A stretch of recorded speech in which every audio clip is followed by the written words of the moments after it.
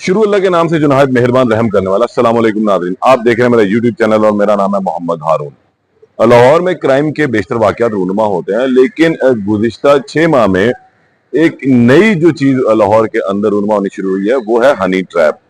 Honey trap के मुख्तलिफ जो केसेस सामने आए, लेकिन गुज़िश्ता 1 माह में जो सबसे बड़ा केस था, वो था मारूफ ड्रामा निगार खलील रहमान कमर के हनी ट्रैप का।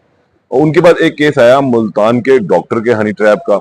इसके अलावा भी जो मुख्तलिफ ब्यूरोक्रेट्स है, उनके हनी ट्रैप के केसेस जो है रिपोर्ट होते रहे। लेकिन गुज़िश्ता 15 दिन पहले एक अजीबोगरीब केस जो है वो हनी ट्रैप का वाक़या हुआ, और उसके अंदर ये अंदाजा हुआ कि ये कोई एक बंदा मिलकर जो है काम नहीं कर रहा, बल्कि गैंग्स की सूरत में हनी ट्रैप के जो है वो काम किए जा रहे हैं। और इसके अंदर सिर्फ आम जो बड़े लोग हैं, बड़े नाम है, ब्यूरोक्रेट्स हैं, या जो अच्छे वेल नोन पर्सनैलिटीज हैं, सिर्फ वही जो है हनी ट्रैप नहीं हो रही, बल्कि आम गरीब लोगों को भी जो है हनी ट्रैप का जो है वो निशाना बनाया जा रहा है। गुज़िश्ता 2 हफ्ते कबल जो है एक वाक़या सब्ज़ादार के इलाके में रूनुमा हुआ था, जिसमें एक एफआईआर दर्ज हुई कि एक ऑनलाइन टैक्सी ड्राइवर जो है उसकी राइड बुक करवाई गई, और फिर वो सब्ज़ादार के इलाके में गाड़ी ड्रॉप हुई।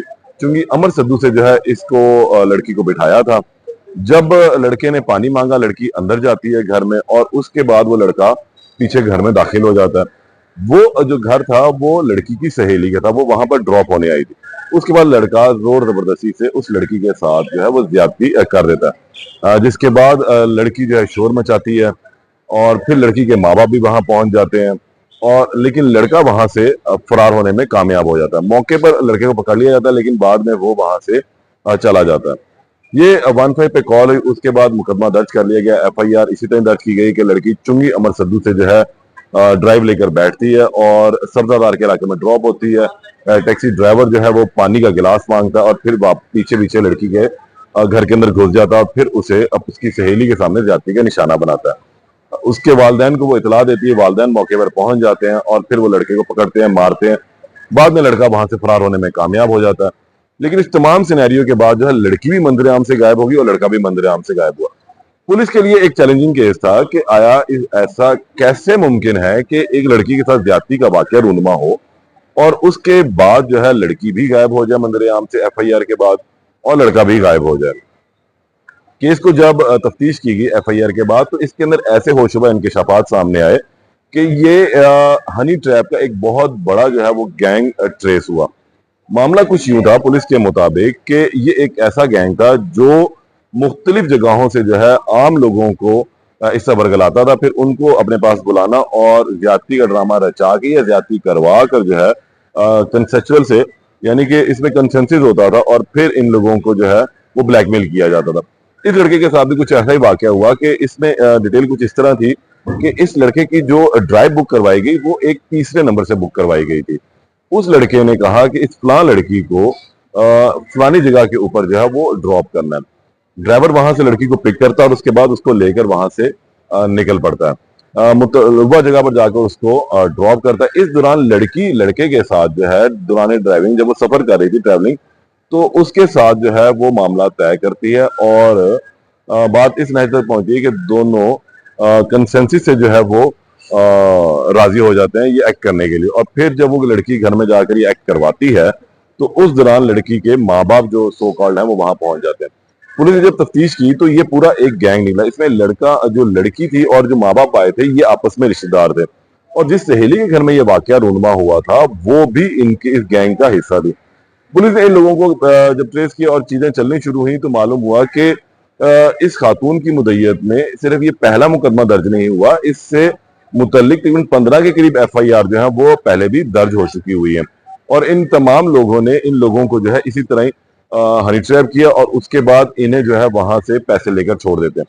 होता क्या था, जब ये इस तरह का एक्ट हो जाता था, तो उसके बाद इसके जो लड़की के जो जानने वाले थे, जो माँ बाप बनकर आते थे या भाई बहन बन के आते थे, और वो लोग आके लड़के को मारते हैं, पीटते हैं, उसकी वीडियो बना लेते हैं, या जिस पर वो नाजेबा हरकत कर रहा होता है तो उस वक्त उसकी वीडियो बनाई जाती है। फिर उसे मारा जाता है, पीटा जाता है, और उससे पैसों का तकाजा किया जाता है। मामूली तौर पर लोग पैसे देकर अपनी जान छुड़वा लेते हैं, और इस केस में भी इसी तरह ही हुआ कि मौके के ऊपर ही जो है लड़के को मारा गया, पीटा गया, उसकी वीडियो बना ली गई, और दोबारा एकदम लड़के से जो है दोबारा स्टेटमेंट ली गई, और वो रिकॉर्ड की गई कि उससे गलती हो गई है।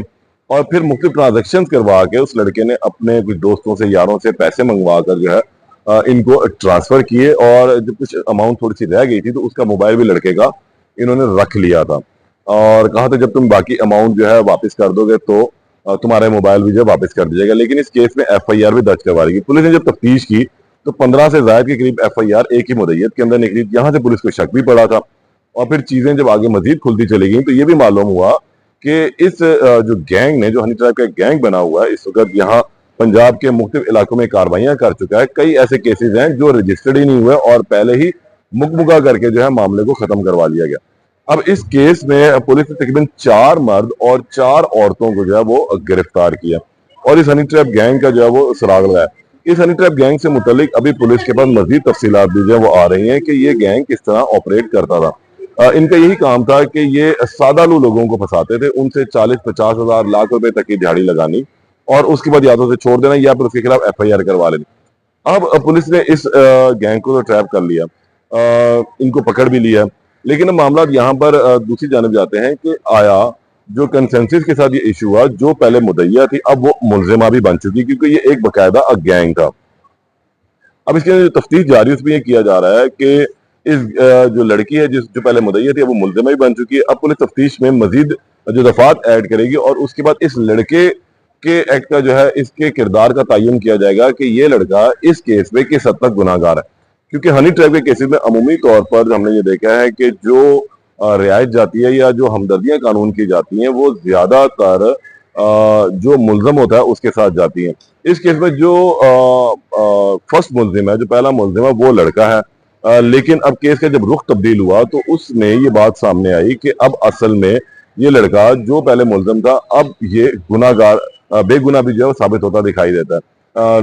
लाहौर के अंदर इस किस्म के वाकयात का होना जो है वो भी बहुत ही ज्यादा तशवीश का बाइस है, क्योंकि हनी ट्रैप के जो बढ़ते हुए केसेस हैं यहाँ पर हमने अमूमी तौर पर देखा फ्रस्ट्रेशन की वजह से जो है लोग इस तरह के वाकयात में मुलव्वस हो जाते हैं कि लड़का लड़की की गपशप या उसकी सलाम दुआ में वो चीजें आगे चलती हैं, फिर वो ट्रैप हो जाते हैं। हनी ट्रैप का जो सबसे बड़ा वाकया खलील रहमान कमर का है कि वो भी इसी तरह ट्रैप हुआ, जो एफआईआर दर्ज करवाएगी उसमें उन्होंने कहा कि वो ड्रामा लिखने गए थे, लेकिन हकीकत इसी कुछ बरक्स निकली और वो मुलजिमा अभी खैर जेल में है। फिर उसका एक पीछे रैकेट पूरा निकला, पूरा गैंग निकला, और इस गैंग की जब तफ्तीश की तो मालूम हुआ कि ये भी पेशावर जो है वो मुजरिम है, मुलजम भी रह चुके हैं, और इसके अंदर ये शामिल है। इससे पहले भी कई लोगों को जो है ये ब्लैकमेल कर चुके हैं, भत्ता वसूल कर चुके हैं।